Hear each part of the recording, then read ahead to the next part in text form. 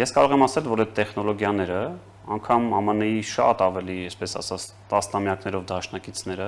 շատերը կերազեն, որ հասանելիություն ունեն դրան, որովհետև հիմա հատ այնց շատ է խոսվում կամ այս վերջի շրջանում, որ այ, չգիտեմ, թարգմանիչը վրիպում է թույլ տվել եւ այլն եւ այլն, նախ սկսենք այնց որ թարգմանիչը Հայաստանի Հանրապետության աշխատակից չէ, նա դեսպանատան եւ ներկայացնում է իրենց, բայց ինչեւ է, ես ուզում ասել, աշխարհում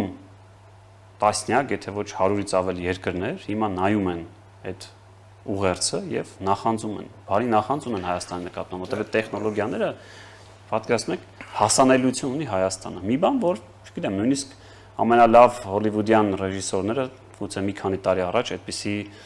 ֆիլմ չկարողանային նկարել, որ Հայաստանը երբևէ հասանելիություն ունենա։ Ու այս առումով ես կարող եմ, այո, իսկապես ասել, որ սա եւս մեկ շրջադարձային, այսպես քայլ էր, եւ եթե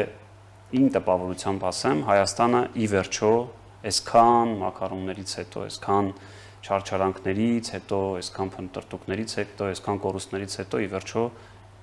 գտնում է իսկապես իր դաշնակցին։